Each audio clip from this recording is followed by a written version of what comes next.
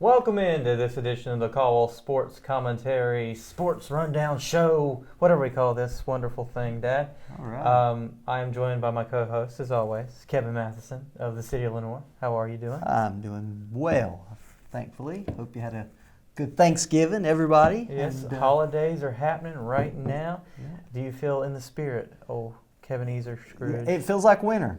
Yep, it feels like winter has arrived, and It does feel the like wind is whipping out of the northwest today. So we're seasonal, and brings us to a new season. It does. We were what do you wondering wanna talk last about? time if they were going to have college basketball and when. We are. All right, so we'll start off with our college basketball preview, considering that we are now finally having college basketball, and it's back since the unfortunate lack of March Madness yesterday. So, last spring. I could speak today. Wow. Yeah, that seemed like the sport that was in everybody's mind when all this kind of transpired. Right. That, college conference tournaments were in the midst, the ACC tournament, and they didn't even have an ACC champion. They just kind of suspended it after the first kind of play-in games there that night, and then the next day, season over.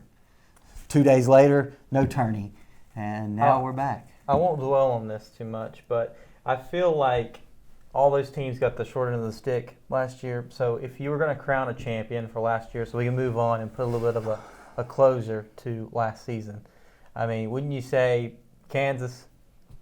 Kansas was playing good down the stretch. They had the most talent on paper. It seemed like they had the momentum, and they were able to beat Dayton, who was a great title contender.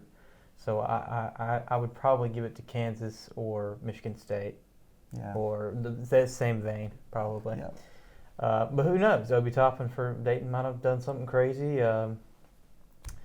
Anybody could have won that, but we'll never know, unfortunately. We'll never know. Another team in the mix who is number one now, Gonzaga Zags. Yeah, the Zags. And that seems to be the consensus number one going into the season this year. So.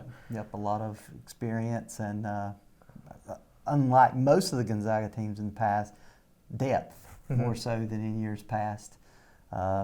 So Gonzaga looks number one. Number two-ish, kind of a toss-up. Iowa is in the mix with probably the favorite for Player of the Year, Obi Toppin last year, Garza. Luka Garza from Iowa, probably looking like he's going to be the Player of the Year if he plays. He's averaging like 33 points a game in his first two games and 12 rebounds and 2 or 3 assists. So he's a fantastic player. I think that Luka Garza, look out for that guy. He's absolutely probably the best player in college basketball right now. Yeah. But let's go a little bit more local. Baylor's doing well in third. But let's talk local. Let's talk ACC. Yeah, ACC. Who's going to win it this year? Oh, wow. There are Wake Forest. I would venture a guess. For all those Deke fans out there, you've had a couple hard seasons. This probably not going to be the year where they top the ACC again, but I hope they improve. I hope they improve this year. We'll see. The highest rated team going into the season was Virginia, who got beat by San Francisco. Right. The Dons, who haven't been great since Bill Russell days. But Virginia has a great history of losing to the lesser teams like UMBC. Yeah, exactly. But then coming back and winning the national championship the year after that. That was great. But Duke, of course, you can't count them out. They're blue chip recruits every year. The Tar Heels are now up in the teens. I think 14th maybe ranked. The preseason maybe upper teens and different polls. So they've moved up a few with the Maui Invitational in Asheville going on, and so they'll be playing in that. They won Our the first favorite game. tropical destination, Asheville, North Carolina. Virginia Tech has played out of the gangbusters, upset Villanova last night. Yeah, that's crazy. Jay Wright. Yeah.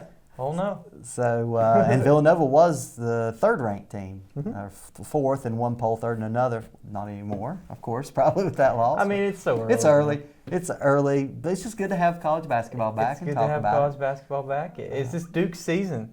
Because this is a bad recruiting class for Duke. Yeah. I don't know if you're a Duke fan or not, but it doesn't look good on paper. But that's okay. Yeah. That all matters in when they play the games. That's right. And who knows? Krzyzewski could have something up his sleeve. You never know. You never know. They still have them in the most. They're in the top 10 in both polls, and even in. So, I don't know. We'll just have to wait and see. Other teams, ACC, who maybe can contend. I don't know. I think we pretty much covered the contenders, but I mean, it could be anybody. I mean, I feel like the ACC is not that. It has a lot more parity than it did. Yeah, I would have to say. I think you're right. I think it has quite a bit of parity.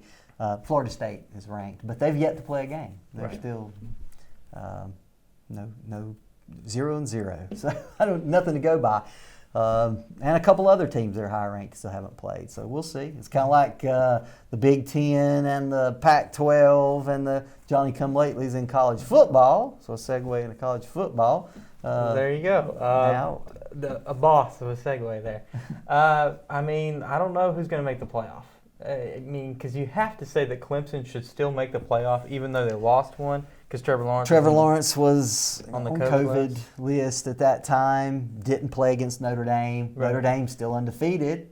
Tar Heels put up a good fight for 3 quarters against Notre Dame this past week. But Notre Dame is undefeated and number 2 ranked in the country. And in most polls and in most people's rankings, they have Clemson third, even though they have a loss, and Ohio State fourth. Right. So thinking that those are probably going to be the playoff teams at this point, but who knows? We could get a Pac-12 who've only played 2 conference games so far, team run the table. Although Oregon lost, surprisingly, so they're kind of out already. At least of the national championship picture. But you've got a bunch of undefeated teams there, 2-0, Colorado, Washington, USC. Who knows? Could be one of those sneak in, but I think that would be the only outlier of who might make it in the fourth.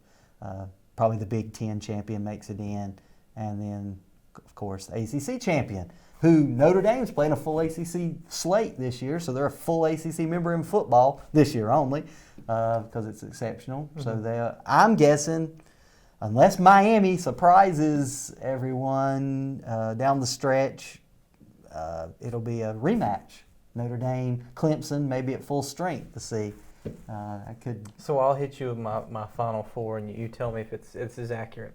All right, so we have Alabama, of course. Alabama, we hadn't even mentioned them, but number one on everybody's chart. Right. We have Alabama. We have Ohio State. Yeah, South Ohio State. We have Clemson. And then hear me out on the 4th one. Okay. Coastal Carolina Chanticleers. Come on. Hey, make it happen. Sun Belt run the table. Make it happen. They played a good game against App. They're undefeated. Let's do this. Let's make this happen. Let's see. Make South Carolina great again. And not just Clemson. Not just Clemson. That would be interesting. Oh, yeah. That would take a tall task for them to have a lot of other teams lose. Right. For that to happen. Right. But I'd love it.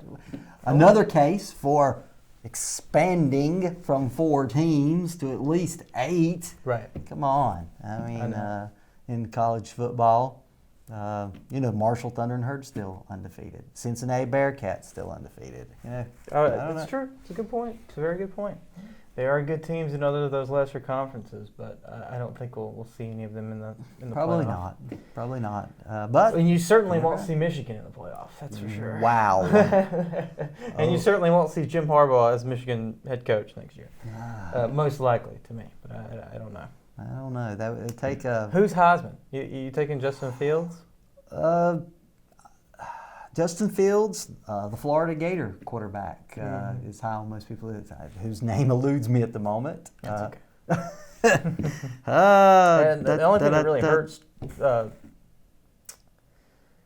his chances, Clemson quarterback, Trevor Lawrence Lawrence, is missing that one game. So, I mean, Yep. I don't know if he can really hold that against him. There's a lot of football to be played, Right. and meaningful football this late, post Thanksgiving, and still have regular season games in every conference. 3 weeks of it in some conferences, 3 weekends more. So who knows? We'll see who can play their way into the Heisman, which of course will not be held in person. They will be doing it remotely, like everything else in this very bizarre pandemic year, but sports and everything else. But I would have to say, yeah, it comes down between the Florida quarterback and Ohio State quarterback and the Clemson quarterback.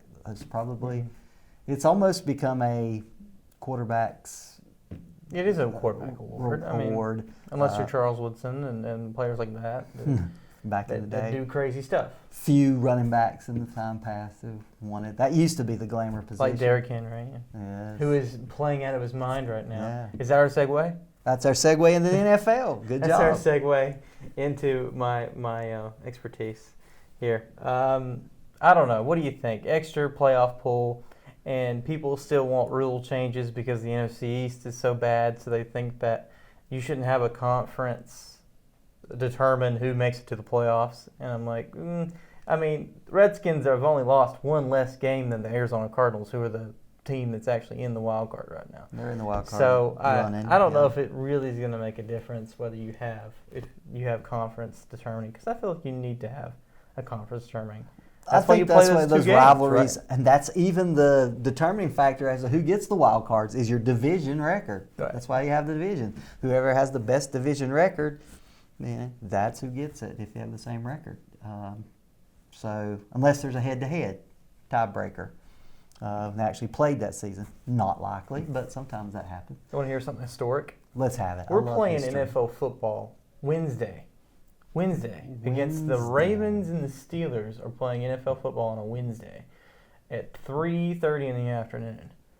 This is just the weirdest thing in the world. Wow. Only would happen in COVID season. I mean, what's your reaction to that? I mean, it's the first time it's ever happened in the history of the NFL that we've had a 3:30 Wednesday game. Never had a Wednesday night or Wednesday afternoon football game in the NFL in history, as you say. And it's a meaningful game. This isn't, I'm not trying to throw shade here, but it's not the Jacksonville Jaguars versus the New York Jets or something. This is a division. Playoff teams with the Ravens and the Steelers. The Steelers who are making history, undefeated, last team standing this year, and the best record since 2014's Carolina Panthers, Cam Newton, when they went 14-0 and went on to the Super Bowl. Of course, lost to the Denver Broncos defense that crushed them that game, but still historic potential year for the Steelers. I don't see them winning out at all. And it's going to be because of this rough schedule. I mean, they have to play Wednesday night, and then they got to work all the way until Sunday, and then play Sunday, and then the next week they have to play Sunday, and then the next week they have to play Sunday. So I mean, like, there's no weeks off. They had their bye early, and it was wasted because they didn't really get a heads up that they were going to have their bye because that game got canceled. Yeah, another COVID-related cancellation. So the Steelers have really or postponement have been the most affected by COVID, unless you count the Broncos having to start no quarterbacks. Yeah. That was weird. But they still don't look like it's hurting them. Yeah, the Steelers are playing well, but now they actually have some COVID roster cases themselves. James Conner, who in my fantasy football league is a running back that I started just about every game this year. Can't start him, he's out. The Ravens looking like they need a huge win. Absolutely need to win. Well, Lamar Jackson's on the COVID list, so I know you'll know the result of this game by the time you see this, but it looks like the Steelers are going to make it 11-0. Probably without Lamar Jackson, I guess we get RG3. A lot of RG3. Robert Griffin third. A lot of Mark Ingram and a lot of Gus Edwards. And what's the rookie? His name is just so hard for me to remember. He's not a rookie this year. He's a sophomore now. Oh, he's a rookie.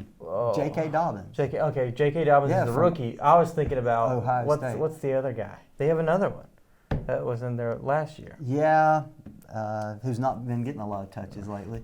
But yeah, they've got Justice Hill. Justice Hill. It came to me. A lot of running backs on the Ravens. And I was big on the Ravens coming in. I thought they would make it to the Super Bowl. But they have done nothing but choke. They have underwhelmed so far. But in their defense, when you lose offensive lineman that protects your quarterback, left tackle. Yeah, you can make that same argument for the Eagles. The Eagles losing Lane Johnson, the biggest piece of their offense. They look like, what's your word? Awful. Trash. They look like trash. Eagles looked awful, and the Cowboys also losing. They lost Zach Martin on Thanksgiving, and also the what was the makeshift right tackle that they were using right now? I don't know. Because of another injury. I believe his name is. Yeah. And it's so they've been decimated by injuries. Well, just about every team has been affected. But when you lose multiple offensive linemen, I don't care how good the quarterback is.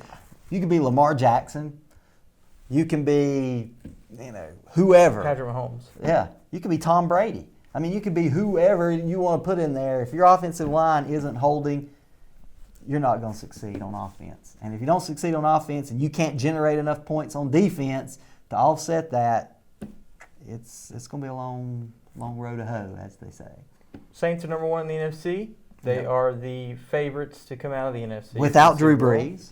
Yeah. The last two games. Drew Brees should be healthy by the playoffs. That's what they're saying. So, from his broken ribs, wow, and bruised lung. 10 broken ribs? Yeah, total. That's insane. Both sides. And he's planning on coming back by 1st of January. Good luck with that. So. Old man bones don't heal the same, Dad. Yeah, I know that to be true. Feel his pain. But the Saints have a really good chance. Taysom Hill's playing good. They're going with Taysom Hill so far right now. I'm sure they'll move to Jameis Winston if anything goes awry, or if he's inconsistent in the passing game, because that seems to be his biggest oversight. Because he's great running. He's a great RPO quarterback and trying to get to fool the defense. But when he's on the goal line, he can absolutely run it in, because he's shown it time and time again that Taysom Hill is a scoring machine on the 2-yard line. Yeah, he's a points eater from your RB1, who's Alvin Kamara and Latavius Murray to getting those touchdowns in the red zone. But they're the team in the NFC with the number one seed right now if the season ended. So and the Packers are playing well. They're the number 2 seed. Aaron Rodgers is in stride. I don't know what the Bears are going to do. They seem to be falling again in for the rest of the season after they lost 5 in a row. Yes, they started out 5-1 or 5-0. Pretty sure it was 5-0, and then they lost 5 in a row. So there you go. Yeah, it's not been good. The Windy City Chicago Bears meltdown. But who knows if they'll keep Foles, Trubisky? I don't know. Yeah, who knows? Or go for somebody in the draft. You never know. We'll talk about relevant teams, though, Father, and move on to the AFC and the Kansas City Chiefs, who are the number 1 team in the AFC, behind the Steelers, of course. They're number 2 team behind the Steelers, who haven't lost. Most people think that the returning Super Bowl champions they're in great form. That early season stumble to Las Vegas Raiders, intra-division game that knows each other's playbooks inside and out. They played a little bit lackluster in that game, and Vegas came out and just hit them in the mouth early and just kept the foot on the gas pedal the whole game. But I think you're right. Kansas City and Pittsburgh, 2 best teams in the AFC. Tennessee Titans coming on now. They showed their moxie against the division rival Colts this past week. Having lost to them earlier, they just totally made them look terrible in the second half. Mhm. Just took over the game and showed which team was the better team down the stretch. So the Titans are back as they were last year in that division. I don't know, any other teams that can make their way in there to a Super Bowl run? I don't think there is any sleeper picks. As much parity as there is in the league, how the Raiders can play the Chiefs so heavy and then get blown out by the Atlanta Falcons 40 to something. 43 to 3. I don't think you can. I don't think you can really certainly guarantee that there's going to be a wild card team that makes it to the Super Bowl this year. I can safely assume that, I believe. But I mean, it could be anybody as far as. Now, what about the NFC West? We talked about the NFC earlier, but one of those wild card teams. Who knows? I mean, the Seahawks, you have to think, are the contenders because that offense is so good, but the defense is so historically bad that it's so suspect. You have no idea. They even let the Eagles basically stay in the game as bad as they played this past week, last night actually. But if they can cobble together a decent defense, then the Seahawks could contend on any given Sunday. But I think, as you said, it's probably Packers-Saints. And right now, I think the Packers are the most complete team in the NFC. And it seems like the whole front office had given up on Aaron Rodgers, and he just shuts the door on anything like that. I don't understand why they would draft a quarterback. I still don't understand it. I didn't understand the draft. But he's just proven to be pretty stellar. And they just signed Tavon Austin when we recorded this. So it looks like they're trying to get as many pieces as they possibly can because they think they can make a run. At a Super Bowl Lombardi Trophy for this year. I think it's doable. I really do for the Packers. Could be. The Chiefs, I think they're the biggest hurdle. But, so hopefully next time when we record, it'll be playoffs time. We can talk a little bit of NFL playoffs. Yep, I think it probably will be. So football, College basketball's back. Let's talk a little bit about the NBA draft. NBA draft. Yeah. What do you think about? I think the Charlotte Hornets, they had a pretty decent draft. I don't really know much about LaMelo Ball because he played overseas and not in college basketball. But he seems to be a decent point guard, and they need help in that position. Yeah, There's need no help. doubt. They need help. playmakers and scorers. Right. Defensive stoppers. They need a lot of pieces in Charlotte, but we'll see. We'll see what R.J. Hampton does and see what all the other good players from this draft. People don't think it's going to be a very memorable draft, but hopefully a lot of international players taken. Oh, yeah, a lot of international players, but also over half of the players were international when players you have or a guy, didn't play college basketball. Yeah, when you have a guy like Luka Doncic light up the league like he has, you're going to be like, a little bit of Euro bias there because this is the hot player right now. I mean, even though he's not, he doesn't have a national, I say national champion contender, even though it's the NBA and it's more like that. Right. But it's the finals. An NBA championship finals caliber team around him. No, but he is the most electric player in the league, is a young star. So. They played well in the playoffs, and this year I think they'll get better, the Dallas Mavericks. But man, it is literally the Lakers to lose. They have absolutely. It looks like AD is back. Probably going to sign again. Montrezl Harrell from the Clippers has jumped ship to the Lakers. Still got LeBron. You've got. But don't count Kawhi Leonard out. Nah, Kawhi Leonard with the Clippers. Good. I was big on the Clippers. I thought the ring was going to go to the other LA, the Cinderella team, the LA team Clippers that have never won a series, but in the NBA playoffs. But they did finally win a series this year. Took a step in the right direction, but we'll see. We'll see. We will see indeed, Father. What else do we want to talk about? I don't know. I just want to put this in because we talked about this. Minor League Baseball took the biggest hit of probably any sport in America. Totally suspended all minor league baseball play. Relied completely on their box office receipts. They had no games. And to make things worse and add insult to injury, Major League Baseball, in a power move, trying to consolidate their minor leagues and their hold on the development of star players through the pipeline, axing at least 40 minor league teams will no longer exist. We know that. News this week, Appy League is no more. The Penn League, New York Penn League is no more. The Pioneer League is no more. And several other teams, lesser, low A teams, are no more affiliated with Major League Baseball. But that being said, the Appy League now has signed on with USA Baseball in Cary to be a freshman, sophomore college woodbat league.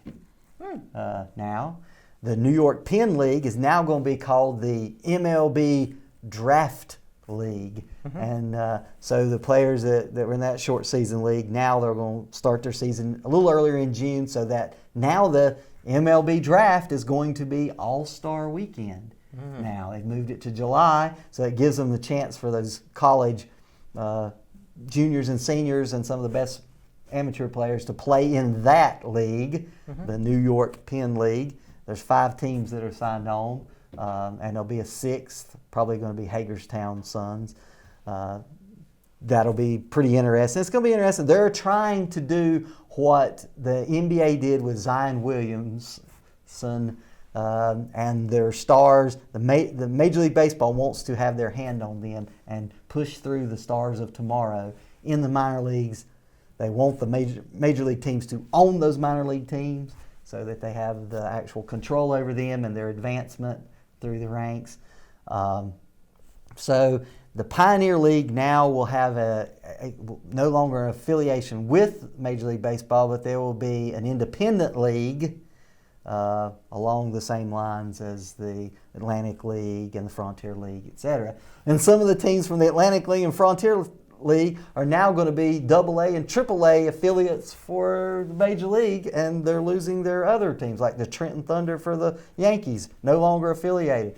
The Staten Island Yankees, who built the stadium, and no longer affiliated with the Yankees or Major League Baseball. It's just, to me, that's a travesty. I hate it. I don't like it. I don't like the commissioner of Major League Baseball's way he's going about this. Rob Manfred. I didn't want to throw names out there, but anyway. It's very Googleable. Yeah, they can. I don't like it, but that is what sports has become. That's what sports will be. And we have lost the Appy League, and Burlington will be no longer. Some Carolina League teams are going to be contracted.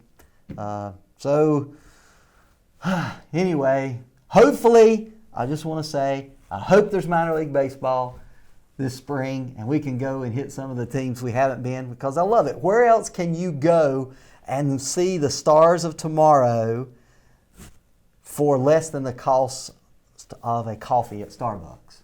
I mean, it's a fantastic experience, and long live our local Hickory Crawdads. Yes, go Single A Crawdads. ball. Go Dads. Even though it's low A ball, it looks like it's going to be okay, and we're going to have Hickory Crawdads. Looks like the Hickory Crawdads are going to be back. How about it? Yep. There's a positive in all of it. So I'm sorry I went on a little tirade there, but it's some sports talk. It's some Caldwell commentary. this is entertainment, Dad. Yeah. I mean, if you can't stand on this soapbox, what soapbox can you stand on? That's true. Sports is universal. It is. It's a level thing, no matter your background, your creed, your color. Sports is a wonderful platform for discussion and entertainment. And You heard it here first. Kevin Matheson, the Martin Luther King Jr. of sports. There's a lot to be said about that. And along those same lines, they're contracting the Daytona Tortugas, which Jackie Robinson played his first professional game in the Major League affiliate, and their stadium was named after Jackie Robinson, and Daytona Beach will be no more in the Major League affiliations.